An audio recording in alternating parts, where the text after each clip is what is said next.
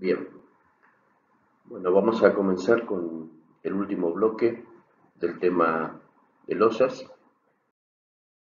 Corresponde a la clase 4 de 4 y como les había adelantado, en esta clase vamos a realizar un par de prácticos de losas cruzadas.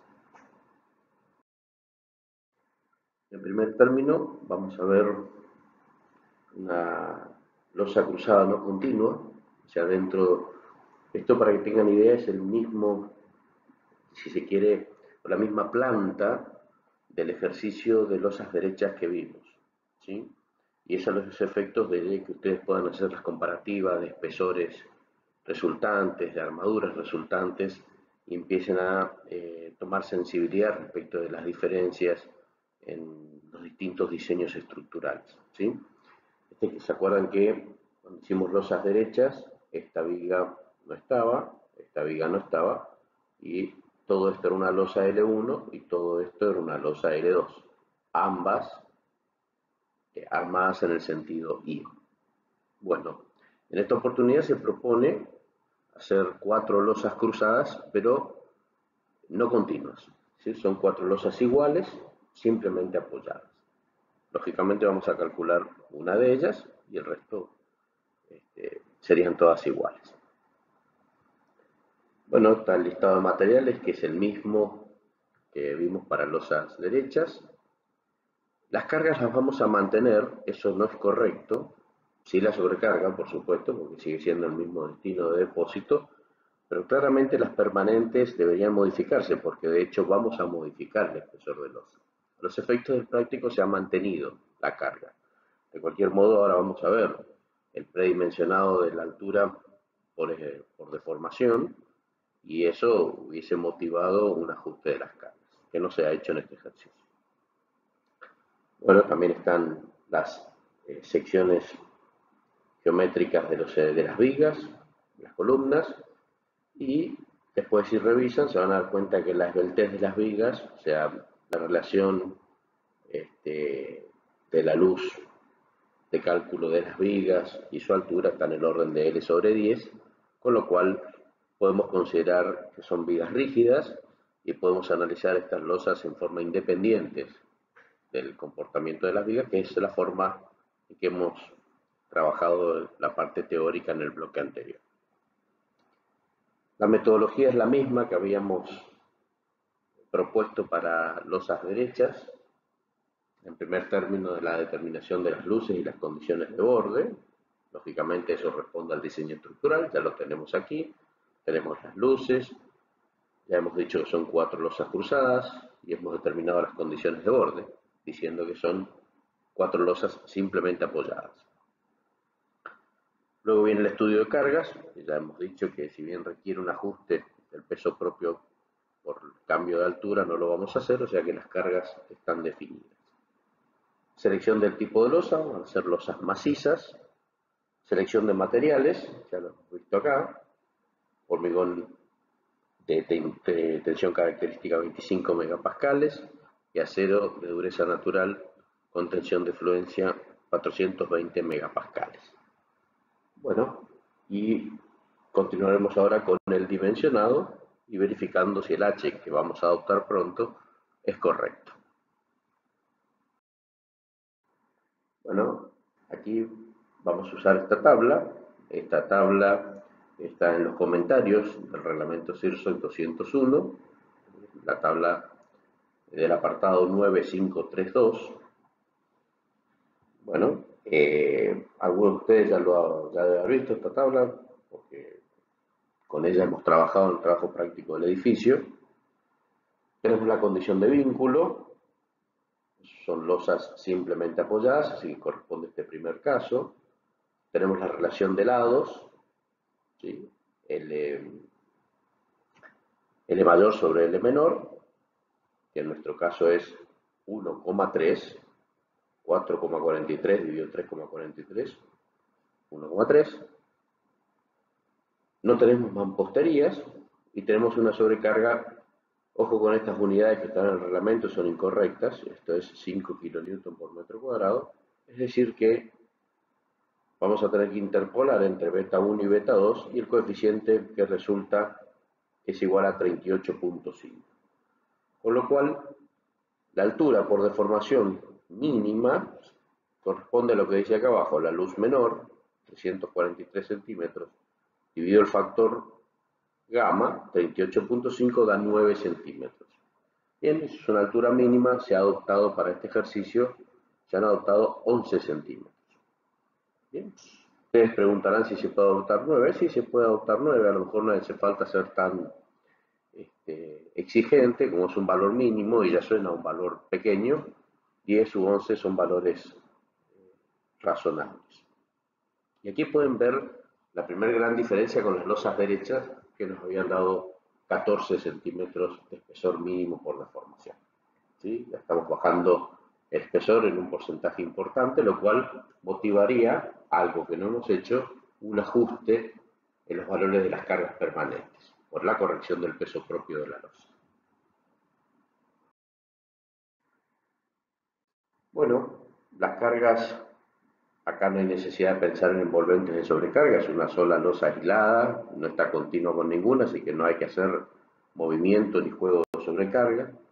Entonces la carga total última va a ser 1,2 de las cargas permanentes más 1,6 de las sobrecargas, y esto nos da 14 kilonewtons por metro cuadrado.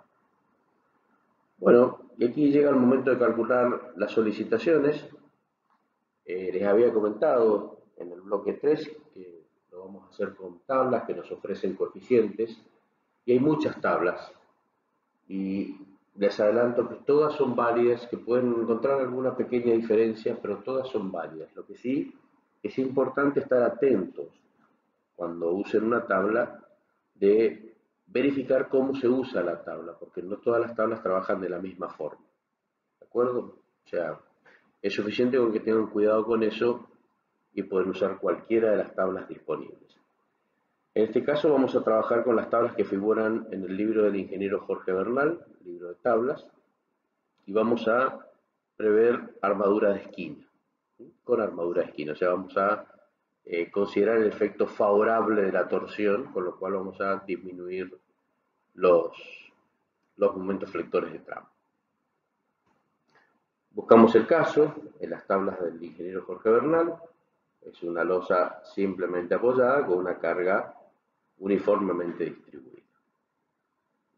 Estén atentos a la nomenclatura. Aquí está el momento en X, acá están las reacciones en X, esta es la luz en X, y en Y todo lo que corresponde. Las tablas que van a encontrar en el libro del ingeniero Bernal son de este tipo, ¿sí? Es una tabla donde se puede entrar con la relación Lx sobre Li o Li sobre Lx, y se obtienen coeficientes para obtener los momentos en X, los momentos en Y, las reacciones en X, las reacciones en Y.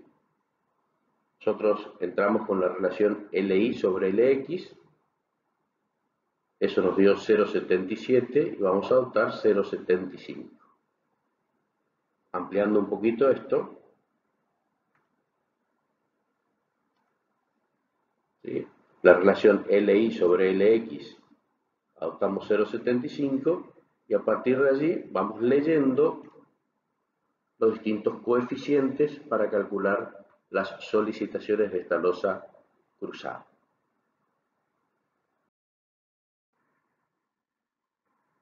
Aquí está el resumen de solicitaciones de coeficientes para la relación del lado 0,75, mx 31,45, mi 16,16, rx 2,48, ri 3,8. Y aquí viene lo que les decía, y esto lo tienen todas las tablas en algún lugar, que es la forma de usar la tabla. Aquí las tablas del ingeniero Bernal dicen que si la relación de lados Lx sobre Li es menor que 1, el momento es Q por Lx al cuadrado sobre el coeficiente, y la reacción total es Q por Lx al cuadrado sobre el coeficiente. El momento en kilonewton metro sobre metro, y la reacción es total, se restará luego dividirla por la longitud del lado. Sin embargo, si la relación de lados es Li sobre Lx menor que 1, el momento involucra Li y la reacción involucra Li. ¿Qué quiere decir esto? Que usando las tablas del libro del ingeniero Bernal, siempre van a calcular los momentos y las reacciones con la luz menor. Es eso lo que dicen estas relaciones. Siempre van a trabajar con la luz menor. Bueno, tenemos entonces nuestra losa, tenemos nuestra Lx 4,43, tenemos nuestra Li 3,43 metros, tenemos el esquema de los momentos y de las reacciones de las tablas del ingeniero Bernal y procedemos a calcular las solicitaciones. Como claramente Li es menor que Lx, nosotros vamos a usar en todas nuestras fórmulas la L mínima, la Li que es 3,43. Entonces, el momento en X va a ser la carga Q, total, 14 kN por metro cuadrado, por L mínimo, no importa si es Mx o Mi, por L mínimo, o sea, 343 al cuadrado, dividido el coeficiente Mx, 31,45. Eso resulta en un momento en X de 5,24 kN sobre metro. El momento en Y va a ser la carga total, nuevamente por L mínimo al cuadrado, dividido el coeficiente MI, 16,16, lo cual nos da un momento en Y de 10,19 kN sobre metro. Yendo a las reacciones, la reacción total en X, nuevamente es Q, nuevamente es L mínimo al cuadrado, y viene el coeficiente Rx de la reacción en X, 2,48. Nos da una reacción total en X de 66,41 kN. Si la queremos distribuir, que de hecho la necesitamos distribuir para luego tener las cargas sobre vigas, la reacción X distribuida en el apoyo va a ser la Rx total, es decir, los 66,41 kN dividido la longitud en X, los 4,43 metros. Y eso nos da la reacción en X distribuida, 14,99 kN por metro. Lo mismo hacemos en Y, la reacción en Y va a ser siempre la carga total, siempre la luz mínima al cuadrado, y ahora el coeficiente RI 3,8.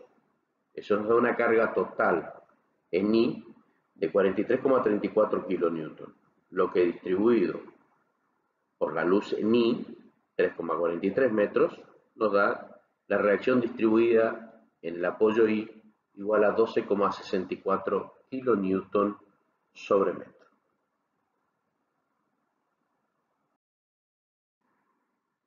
Bueno, tenemos las solicitaciones.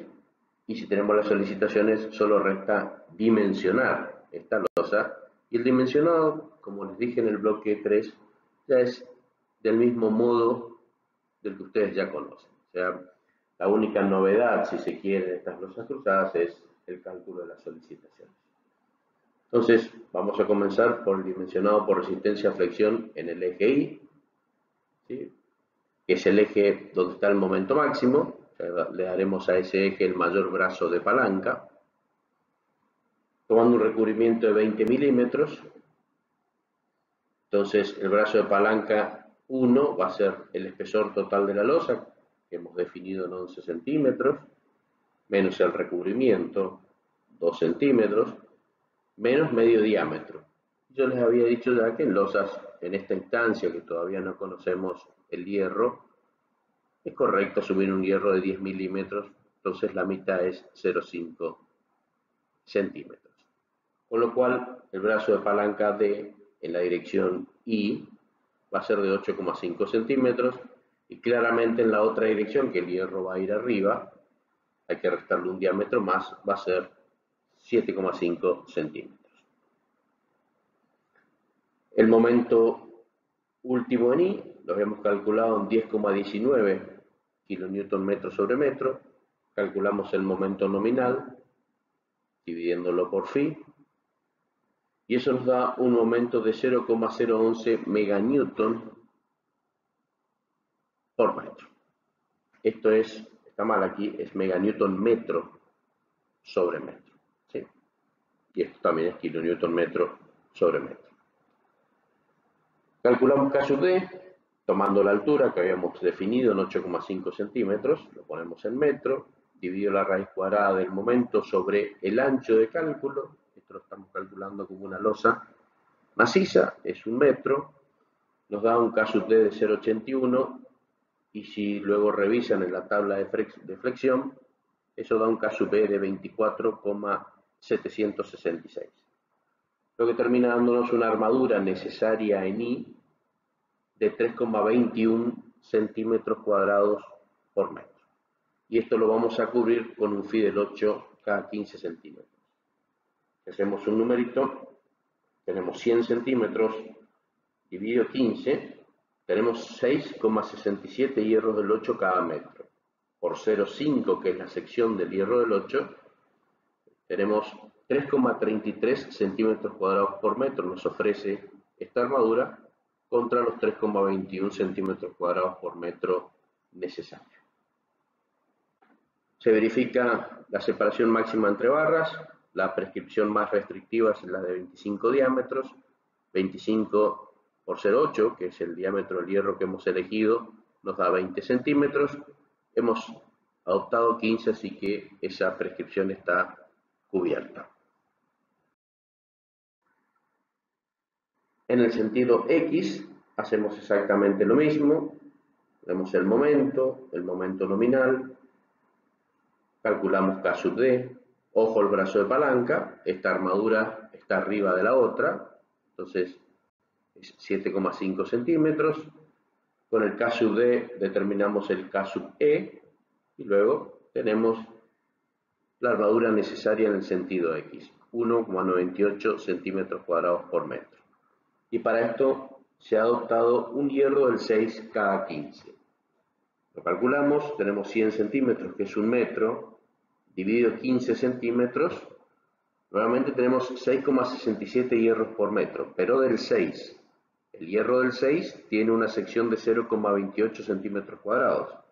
Entonces, 6,67 por 0,28 nos da 1,87 centímetros cuadrados por metro, que bueno, el autor de este ejercicio, quien les habla, ha considerado que es suficiente para cubrir la armadura necesaria. Verificamos la prescripción reglamentaria, separación máxima 25 diámetros, hemos tomado un hierro del 6, 25 por 0,6 da 15, que es el valor que hemos adoptado. Entonces, la prescripción de separación está controlada. Tenemos que verificar en ambas direcciones la armadura mínima por retracción y temperatura.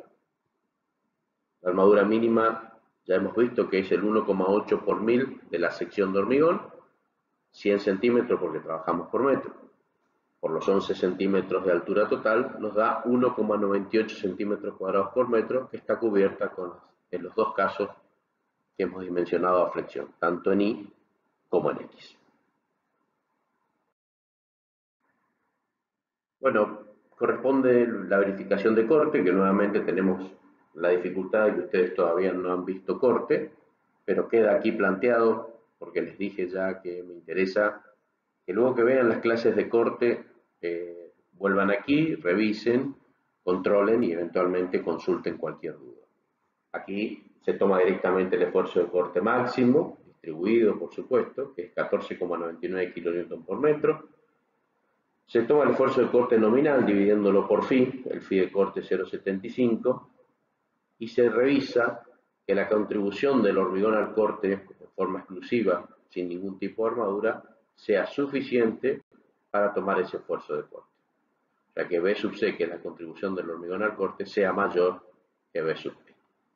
Esto ya lo van a entender claramente cuando vean la unidad de corte. Bueno, corresponde hacer una planta de armado, como mínimo, y bueno, es muy sencilla. Aquí no hay armadura en los apoyos, porque hemos hecho un sistema simplemente apoyado, y hemos determinado la necesidad de un Fi del 6 cada 15 centímetros en el sentido X. Esta armadura va abajo, las dos van abajo, no quiero que confundan digamos, la posición relativa entre ellas. Este abajo significa que están en la parte de abajo de la losa, pero entre ellas dos, la que está en Y va más abajo y la que está en X va apoyada sobre ella, pero las dos están en las fibras traccionadas, la parte inferior de la losa que estamos calculando. Entonces en X un phi del 6 cada 15 y en Y un phi del 8 cada 15. Bien, aquí deberíamos empezar con el segundo ejercicio, pero bueno, acá es el momento donde normalmente en las clases yo espero que alguien me haga una observación respecto al ejercicio anterior de que algo estaba faltando. Y lo que estaba faltando en el ejercicio anterior, si ven, si revisan, cuando empezamos el ejercicio, cuando empezamos a calcular las solicitaciones, dijimos que lo hacíamos con armadura de esquina. ¿Qué significó eso? Que hemos considerado en el cálculo de las solicitaciones de esa losa cruzada aislada la reducción de los momentos de tramo, porque hemos considerado que las esquinas no se iban a levantar porque la estábamos tomando, estábamos controlando dicho levantamiento. Entonces, al ejercicio anterior lo que le está faltando es colocar la armadura de esquina. Y la armadura de esquina, si repasan lo visto en el bloque 3, en la esquina debemos colocar arriba y abajo la misma armadura determinada en el tramo.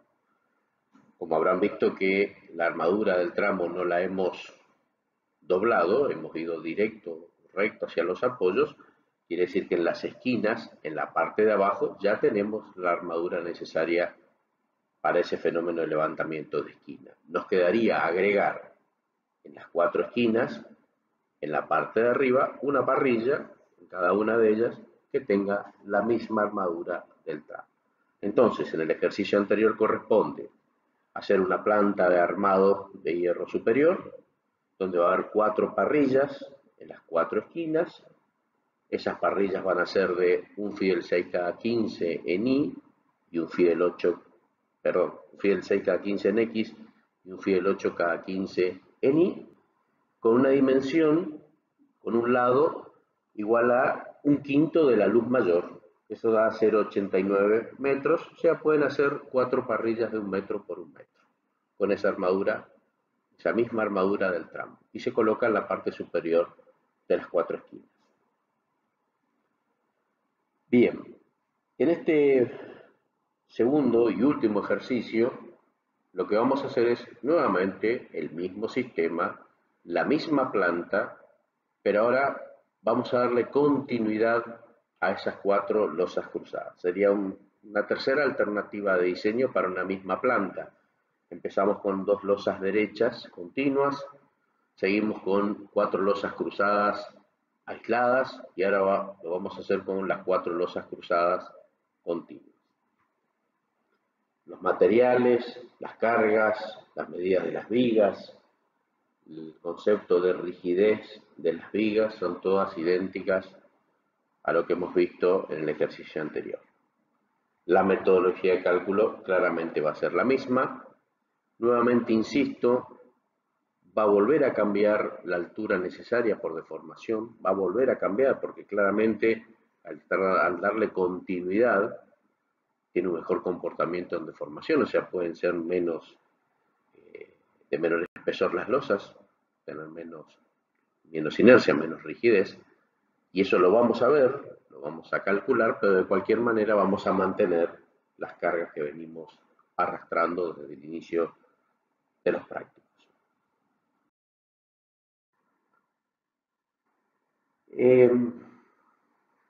Cuando se quiere hacer un sistema de losas cruzadas continuas y además se pretende hacer un juego o una envolvente de sobrecarga, es decir, esa consideración que hicimos en las losas derechas continuas, qué pasaba si la sobrecarga estaba en una losa y en la otra no. Entonces comenzamos a dar cuenta de que si la carga está en todo el sistema se producen esfuerzos de corte máximos y momentos de apoyo máximos. pero no precisamente son la peor situación o representan la peor situación para los tramos. En los tramos, las peores situaciones se dan cuando las sobrecargas están en algunos y en otros no. El método vamos a usar para ese estudio o esa evaluación de la envolvente de sobrecarga, vamos a usar un método simplificado, un método de Damero que se denomina, que considera la envolvente de sobrecarga. Fíjense que este es un damero, es un sistema de 9 losas cruzadas, ¿sí? Veamos un caso A, donde las sobrecargas, por ejemplo, están en las zonas rayadas, ¿sí? Entonces, si hacemos un corte, por ejemplo por aquí, cortando las losas del centro, y distinguimos lo que son las cargas permanentes D y la sobrecarga L, vemos que las cargas permanentes claramente van a estar en las tres losas. Las cargas permanentes no tienen envolvente. Y esta es la elástica que le corresponde a ese sistema. Fíjense que es una elástica, como están compensadas las cargas en los tramos, es una elástica claramente de un empotramiento.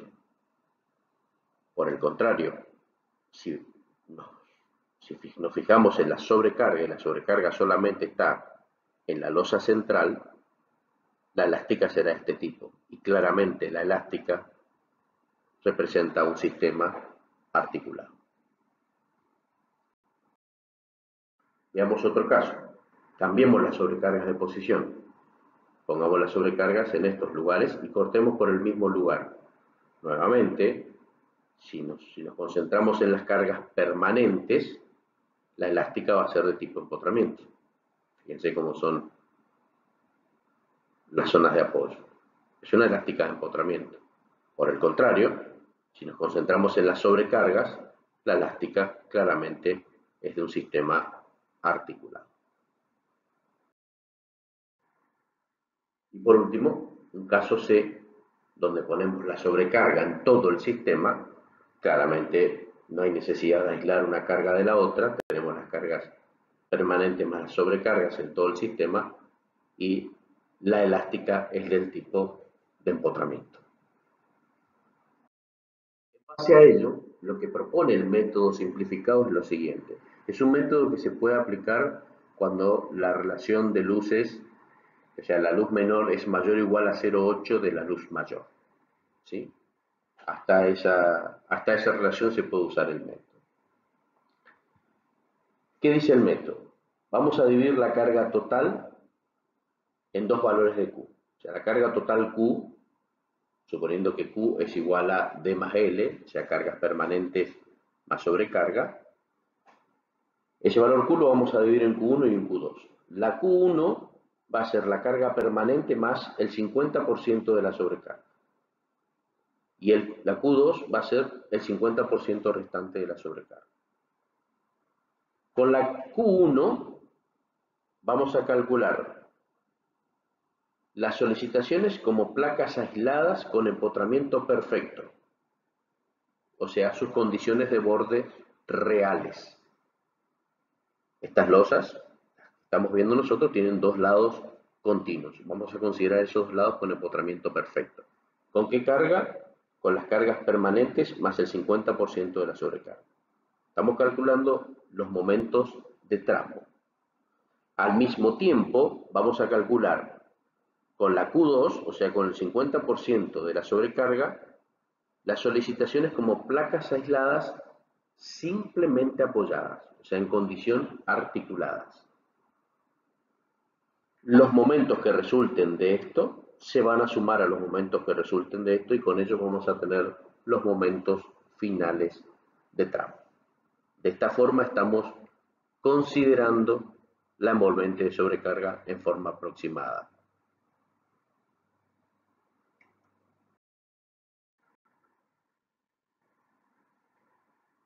¿Qué significa lo que hemos dicho? Que para calcular los momentos de tramos vamos a tener una carga Q1, esa carga Q1 va a estar uniformemente distribuida y va a ser igual a las cargas permanentes más el 50% de la sobrecarga supuesta colocada en todo el sistema, Y como eso está colocado en todo el sistema, la elástica es del tipo empotrado y por eso vamos a considerar para esa carga las condiciones de bordes reales, suponiendo empotramientos perfectos. Para el segundo estado de cargas, vamos a considerar el 50% de la sobrecarga, vamos a considerar que puede estar en una losa y en otra no, y entonces vamos a suponer un sistema articulado. Entonces las solicitaciones para el estado de carga Q2 lo vamos a calcular para las losas simplemente apoyadas. Los momentos M1 que surjan de la carga Q1 y las condiciones de borde para la carga Q1 se van a sumar a los momentos M2 que resulten de la carga Q2 y las condiciones de borde que hemos dicho para esa carga Q2. Los momentos de tramo en definitiva van a ser M1 más menos M2. Bien, de vuelta viene la complicación, entre comillas, del cálculo de las solicitaciones. En este caso, para que vean otras alternativas, perfectamente se podría hacer con las tablas de ingeniero Bernal, pero voy a usar las tablas de Ertug. Otras tablas que funcionan de forma diferente, claramente diferente, pero que arrojan resultados muy similares a los de las tablas del ingeniero Bernal. Todas las tablas tienen medianamente el mismo origen. Bueno, las tablas de Ertug. Vamos a empezar por calcular los momentos de tramo. ¿Sí? Las 4 losas son iguales, o sea que nos vamos a concentrar en una losa y todas las otras van a terminar siendo idénticas. Entonces vamos a tomar, por ejemplo, la losa L1, que tiene un LX de 443 y un LI de 343. Fíjense, la nomenclatura de Ertug tiene el momento en X, el momento de tramo en X, momento de empotramiento en X, momento de tramo en Y, momento de empotramiento en Y. ¿Sí? El primer estado de carga que vamos a usar es las cargas permanentes más el 50% de la sobrecarga. ¿Sí? Las cargas permanentes, por supuesto ya mayoradas, 6 más el 50% de la sobrecarga, por supuesto mayorado. Eso nos da una carga Q1 de 10 kN por metro cuadrado. Para esta carga vamos a considerar las condiciones de bordes reales, es decir, con sus correspondientes en dos lados empotrados. Buscamos la tabla de Ertug que se corresponde con esas condiciones de borde, una losa con dos lados empotrados, las rayitas significan empotramiento, y vemos cómo la aplicamos. Aquí tienen, esta es una imagen recortada de la tabla de Ertug. Fíjense que dice que el momento es un coeficiente n, que está aquí, por Q. Es totalmente distinto al manejo de la tabla del ingeniero Bernal, donde Q es la carga total sobre la losa. Entonces Q va a ser los 10 kN por metro cuadrado, que corresponden al Q1, por los lados de la losa. 443 por 343 nos da la carga total sobre la losa. Es la forma en que trabaja la tabla de Ertug. Bueno, necesitamos entrar con la relación de lados. Ertug trabaja con L mayor sobre L menor, todos los valores son mayores que 1. Bueno, fíjense acá que vamos a tener una situación de conflicto, porque para Ertug LI es mayor que LX, para nosotros LX es mayor que LI, entonces ya anticipo que vamos a tener que dar vuelta a los coeficientes. Pero bueno, lo que sí o sí tenemos que hacer es hacer la relación del lado mayor sobre el lado menor. 443 sobre 343, aproximadamente 1,30. Es decir, que vamos a estar en esta línea de la tabla, la línea de la relación de lados 1,3. Bueno, y ahí es muy sencillo, hay que aplicar esta fórmula que dice la tabla. Dice que el momento es igual al coeficiente por Q. Entonces, el momento de tramo en X va a ser igual al coeficiente por Q. Q vale 152. ¿Qué coeficiente?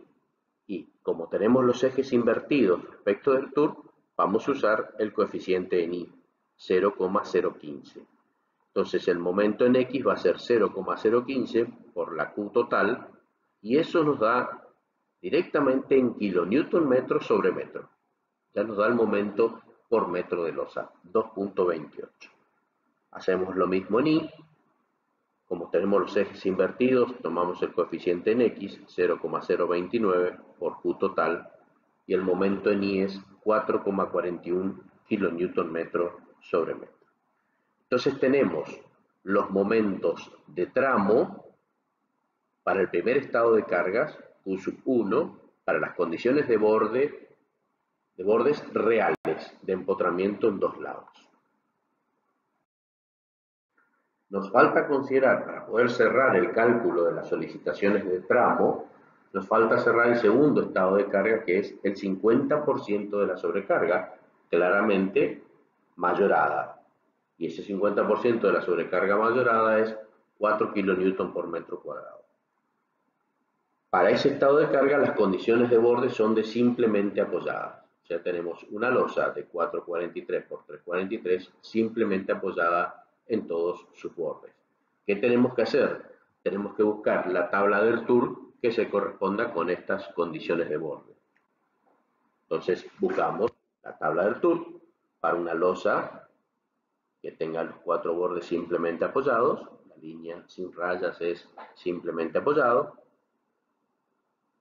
Nuevamente la relación de lados, nuevamente estamos con los ejes invertidos respecto al TUR, nuevamente tenemos que calcular Q, porque M sigue siendo el factor N por Q, y bueno, y podemos calcular los momentos de tramo en X, que va a ser el coeficiente en Y, porque tenemos los ejes invertidos, 0,0249 por Q, donde Q es la carga que estamos usando para esta etapa por los lados de la losa, 60,8, y eso nos da 1,51 kN sobre metro. Podemos hacer lo propio en Y. El momento en Y va a ser el factor en X, por lo ya explicado, 0,0459 por, acá está mal copiado, pero el resultado es correcto. Esto quedó de la hoja anterior, es 60,8, disculpen, y da 2,79 kN metro sobre metro. Entonces tenemos los momentos de tramos para los dos estados de carga que habíamos previsto en el método simplificado de Damero. ¿Qué tenemos que hacer? Sumarlos. Entonces, los momentos máximos de tramos van a ser la suma de los momentos en X que hemos calculado para el Q1 y para el Q2, y los momentos en Y que hemos calculado para Q1 y Q2. Con lo cual tenemos los momentos máximos finales de tramo de la losa L1, que van a ser iguales en este caso a la L2, a la L3 y a la L4. El autor del ejercicio se toma el trabajo de calcular los mínimos, porque claramente en el caso del estado de cargas de la sobrecarga, que está en una losa y en otra no, se pueden dar momentos negativos, con lo cual calcula también el mínimo, que sería la resta de los momentos, y solamente verifica de que no haya un resultado negativo. Si son todos positivos, seguimos trabajando con los máximos. Si hubiese una situación de un resultado negativo, significaría que podemos tener una situación de tracción arriba en alguna losa que deberíamos considerar.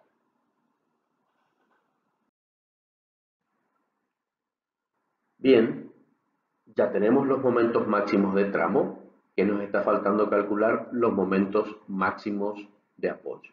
Para calcular los momentos máximos de apoyo, habíamos dicho que se coloca la carga total, es decir, toda la carga permanente más toda la sobrecarga distribuida en todas las losas. Esa es la peor situación, y esa carga mayorada es de 14 kN por metro cuadrado. Como tenemos que usar las condiciones de bordes reales, volvemos a esa tabla del TUR que ya habíamos trabajado, donde teníamos dos lados empotrados. Tenemos la misma relación de lados, 1,3, pero hoy habíamos usado los coeficientes asociados a los momentos de tramo, ¿sí? Ahora vamos a usar los coeficientes asociados al empotramiento, ¿eh? La letra E está asociada al empotramiento, o sea que con este coeficiente n sub ex vamos a calcular los momentos de empotramiento, y lo mismo con el n sub ei. Bueno, del mismo modo que operamos hoy, tenemos que calcular la carga total. La carga total ahora es la carga que estamos utilizando, que es 14 kN por metro cuadrado por los lados de la losa. Eso da 212,7. Y el momento de empotramiento en X va a ser esa carga Q total, 212,7, por el coeficiente de vuelta. Tenemos que usar el coeficiente I de empotramiento porque tenemos los ejes invertidos respecto de la tabla de Ertug. Entonces vamos a usar 0,0583 por Q igual a 12,4 kN sobre metro. El signo menos, que ya lo trae el coeficiente, porque son momentos negativos de apoyo. Del mismo modo, para calcular el momento de empotramiento en I, vamos a usar el coeficiente E sub X, 0,0706, por Q total, y nos da un momento negativo en el apoyo, en el lado de MI, de 15 kN sobre metro. Bueno, en definitiva, tenemos en este momento todos los momentos flectores calculados. Los máximos de tramo, que ya han tenido en cuenta la envolvente de sobrecarga, lo hemos calculado a través del método simplificado de Damero, y los momentos máximos de apoyo. Para terminar el complejo de solicitaciones, y luego pasar al dimensionado, que es la parte sencilla de todo esto, nos faltaría calcular los esfuerzos de corte de estas losas, que en definitiva se traducen como reacciones sobre nuestras vigas. Bien, los esfuerzos de corte se calculan con las cargas totales, es decir, con 14 kN por metro cuadrado, del mismo modo que los momentos de apoyo representan la peor situación. Entonces vamos a emplear nuevamente la misma tabla de Ertug, que tiene dos lados empotrados, nada más que vamos a concentrarnos en los coeficientes vinculados a corte. Acá vamos a tener que tener un poquito de cuidado, de atención, porque no solo tenemos los ejes invertidos, sino que el autor del ejercicio cruzó también algún código. Aquí ya lo vamos a ver con tranquilidad. Entonces, fíjense que el Ertug dice que el esfuerzo de corte total va a ser un coeficiente gamma, aquí tenemos todos los gammas, por la carga total Q. ¿Sí? Ya sabemos que la carga total Q, para el caso en que esté toda la carga de 14 kN por metro cuadrado, es de 212,7, que es 14 kN por metro cuadrado por los lados de la losa. Bien, entonces, ¿qué tenemos que hacer? Y tenemos que calcular la reacción X1, la reacción X2, la reacción I2 y la reacción I1. ¿Sí? Que nos va a dar reacciones totales, que luego tendremos que dividir por los lados correspondientes y tener las reacciones distribuidas en forma semejante a lo que hicimos en el ejercicio anterior. Entonces, veamos, la relación de lados sabemos que es 1,3, y aquí lo que no tenemos que hacer, o tenemos que tratar de no hacer, es confundirnos con qué coeficiente vamos a adoptar. Entonces, vamos a tratar de calcular Qx1, que aquí Qx1 es en el eje X el lado no empotrado. ¿De acuerdo? Como tenemos los ejes invertidos, por lo pronto vamos a tener que usar los coeficientes I, ¿no es cierto?, de Ertug, por lo pronto. Entonces, vamos a ver en Ertug el coeficiente I del lado no empotrado es el I2. Entonces, vamos a usar el coeficiente gamma I2, que es 0,141. 0,141 por Q nos da la carga total, o la reacción total sobre este lado, X1. Vamos a ver qué ocurre con X2. X2, claramente, por tener los ejes invertidos, va a ser un coeficiente gamma I para el turco, el I de empotramiento, y el I de empotramiento es el I1. Entonces, fíjense, acá está QI1 en el empotramiento. Entonces vamos a usar el coeficiente gamma I1, 0,244. 0,244 por Q total, 51,9 kilonewton. Veamos qué pasa con QI1. Para nuestro ejercicio, QI1 es esto que está aquí. Ya sabemos que tenemos los ejes invertidos, vamos a usar un coeficiente X. ¿Qué coeficiente X? El coeficiente X del empotramiento. El coeficiente X del empotramiento es el X1. Entonces vamos a tomar el X1, 0,39. 0,39 por Q total, 83 kilonewton de carga total sobre ese lado. Y finalmente nos falta el Q sub I2, que corresponde, que tenemos nuevamente los ejes invertidos a un coeficiente X, y sería el coeficiente X del lado no empotrado. ¿Sí? Sería el coeficiente X2. Y el coeficiente X2 vale 0,225. 0,225 por la carga total, 47,8 kilonewton.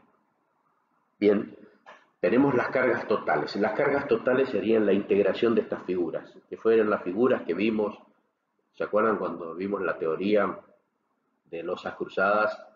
El bloque anterior, yo les había comentado, de alguna forma era trazar estos gráficos, ¿sí? De hecho, ustedes lo pueden hacer. Lo que estas tablas vienen a hacer es a intentar simplificarles la vida. Les están dando ya el total de este trapecio, el total de este triángulo y así sucesivamente. Pero lo podrían calcular de cualquier otra manera. Pero tenemos el valor total, resta dividir por la longitud de cada lado para tener la carga distribuida, que es la que necesitamos, tanto para verificar oportunamente al corte como para cargar las vigas y seguir con el cálculo de una estructura. Bien, entonces, suponiendo que las reacciones se reparten uniformemente, podemos hacer esa suposición, vamos a tener una Q última en X1, que va a ser Q total X1, 30 kilonewton, dividido 343, que es la longitud del lado. Nos da un Q último X1 de 8,75 kilonewton sobre metro. Para X2 va a ser el Q total en X2, 51,9, dividido la longitud del lado, 343. Lo propio hacemos con los valores en Y. Y finalmente tenemos las 4 reacciones linealmente distribuidas de nuestra losa cruzada.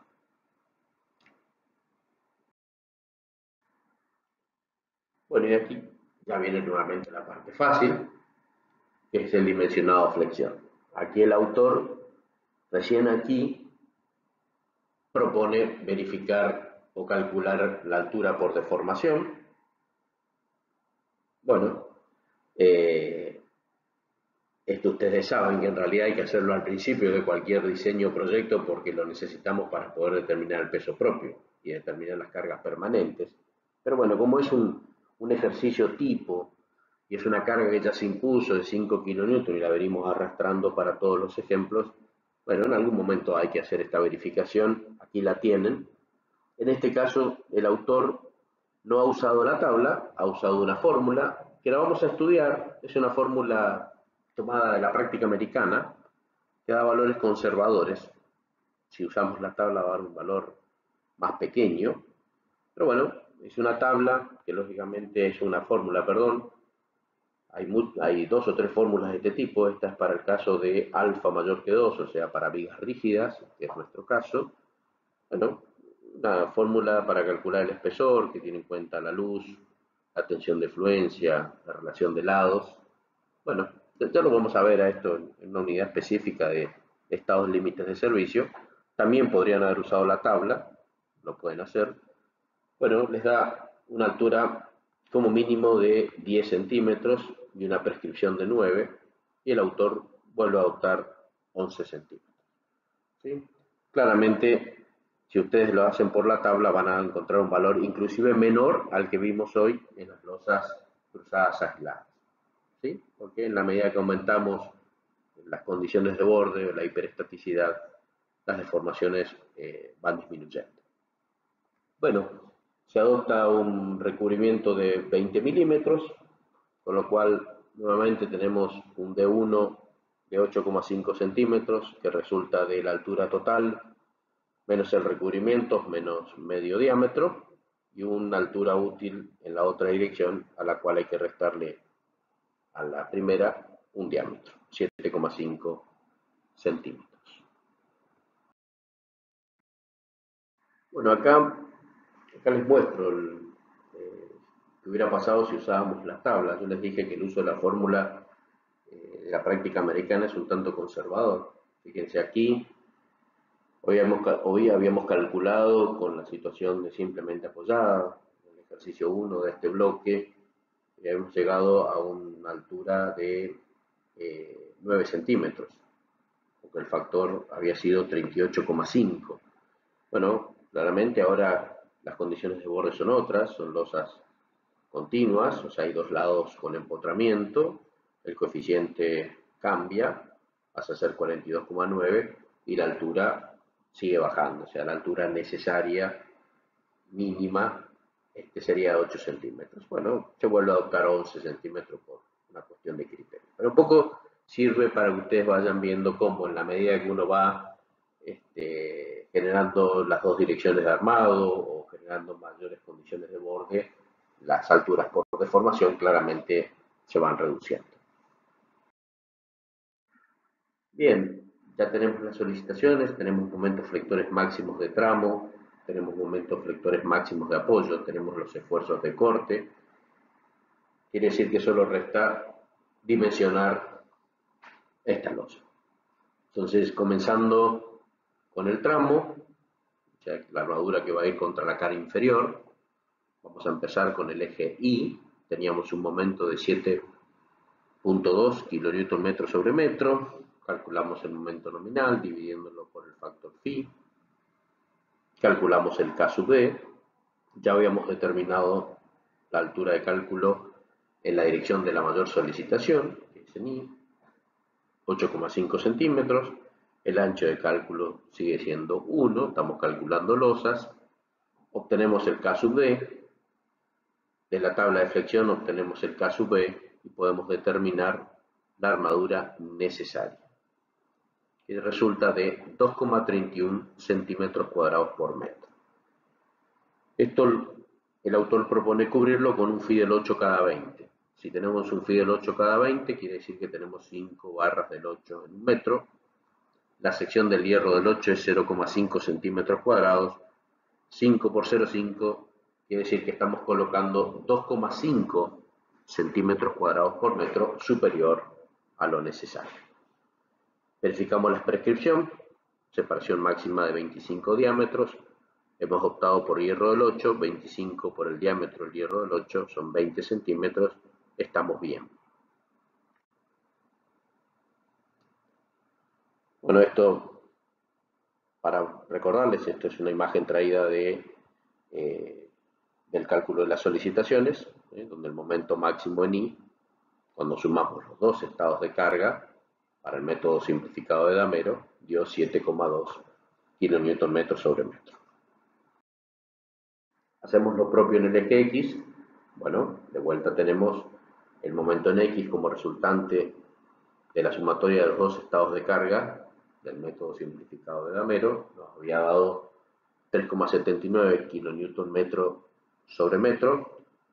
Calculamos el momento nominal, calculamos K sub D, determinamos K sub B de la tabla y determinamos la armadura necesaria.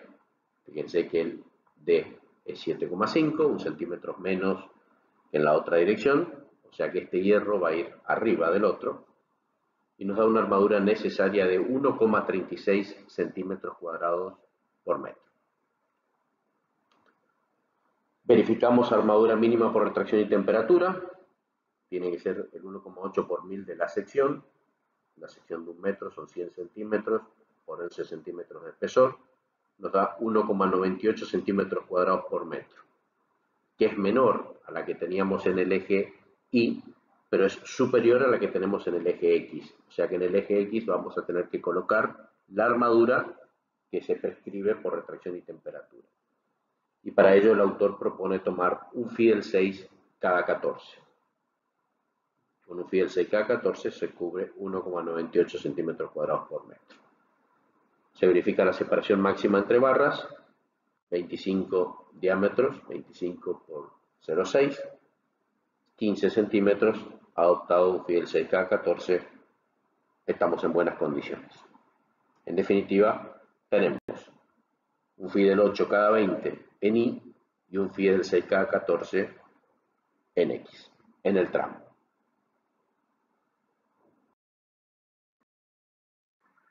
Entonces ya estaríamos en condiciones de trazar la primera planta de armado, la planta de armado de la armadura inferior, los detalles de armado de la armadura inferior. Y así tenemos en Y un Fidel 8 cada 20, que el autor propone doblar el 50%, con lo cual nos quedaría un Fidel 8 cada 40 recta, que llega hasta el apoyo, con su longitud de anclaje, y un Fidel 8 cada 40 doblada, que se extiende por arriba del apoyo, porque lo va a usar para tomar momentos de apoyo. O sea, en definitiva, un Fidel 8 cada 20, el 50% recto, el 50% doblado, y pasando un poco hacia la otra losa. Eso se va a repetir en L2, en L3 y en L4. Y en el sentido X tenemos un Fidel 6 cada 14 y con el mismo criterio el 50% doblado. Quiere decir que un Fidel 6 cada 28 queda recta y un Fidel 6 cada 28 se va a doblar, va a pasar la cara superior para tomar momentos de apoyo. Bien, nos está faltando calcular o dimensionar los apoyos. Vamos a empezar con el momento en Y. ¿Sí? El momento en Y es ese que habíamos visto entre la losa L1 y la L3, que tenía un valor de 15 kN sobre metro. Calculamos el momento nominal, dividiéndolo por el factor phi. Calculamos K sub D, el D para el eje Y, que siempre estamos usando el mayor, y así tenemos que colocarlo en obra.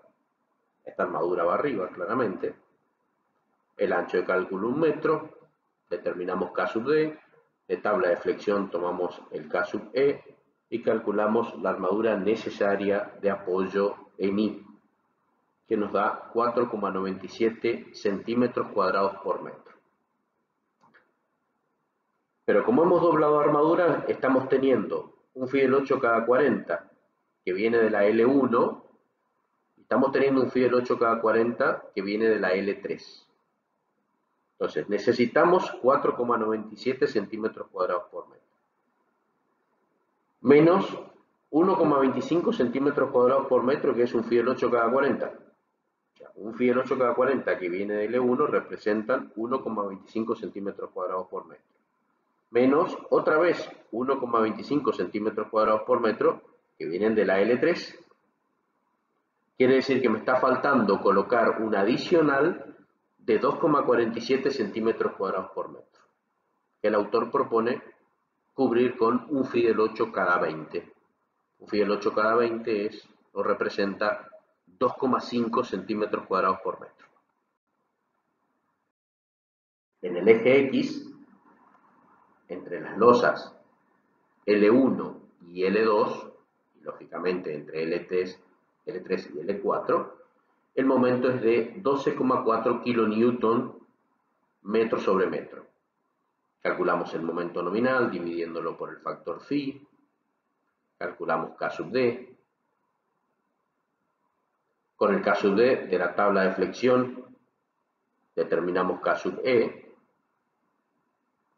Con el K sub E calculamos la armadura necesaria, que resulta de 4,06 centímetros cuadrados por metro. Aquí estoy viendo un error. Fíjense que también en el eje X se ha usado la misma altura. Aunque no habría problema porque en estos casos no se cruzan las armaduras. Perdón. Es correcto, se puede tomar la misma altura. Entonces, la armadura necesaria es 4,06 centímetros cuadrados por metro. Debemos recordar que estamos teniendo un fiel 6K28 que viene doblado de L1 y estamos teniendo un fiel 6K28 que viene doblado de L2. Entonces, necesitamos 4,06 centímetros cuadrados por metro menos 1 centímetro cuadrado, que es lo que corresponde a un fiel 6K28, menos otro centímetro cuadrado por metro, que es lo que corresponde otra vez a un fiel 6K28 de una losa y de la otra. Es decir, que necesitamos un adicional en el apoyo entre losas L1 y L2 de 2,06 centímetros cuadrados por metro, que el autor del ejercicio propone cubrir con un Fidel 6 cada 14 centímetros.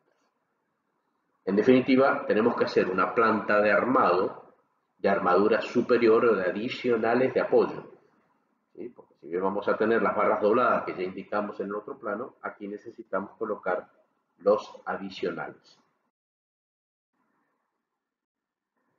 Y esos adicionales son, en el sentido I, o sea, entre L1 y L3 y L2 y L4, lo que habíamos visto, un Fidel 8 cada 20 centímetros, que se adicionan a las barras dobladas de los tramos. Y en el eje X, un Fidel 6 cada 14 centímetros, que se adicionan a las barras dobladas de los tramos en el sentido X. Finalmente queda la verificación al corte. Bueno, nuevamente les pido que cuando vean el tema corte lo vuelvan por aquí y lo vean. Tenemos el esfuerzo de corte máximo. Se calcula el esfuerzo de corte nominal dividiéndolo por phi, que para corte 0,75. Se calcula la contribución del hormigón, exclusivamente del hormigón al corte, a través de una fórmula que ya se les va a explicar oportunamente. Y bueno, se verifica que B sub C sea mayor que B sub N. Es decir, que el hormigón por sí mismo sea capaz de tomar el esfuerzo de corte. Bueno, con esto hemos terminado el tema de losas, tanto en sus aspectos teóricos como prácticos. Hasta luego.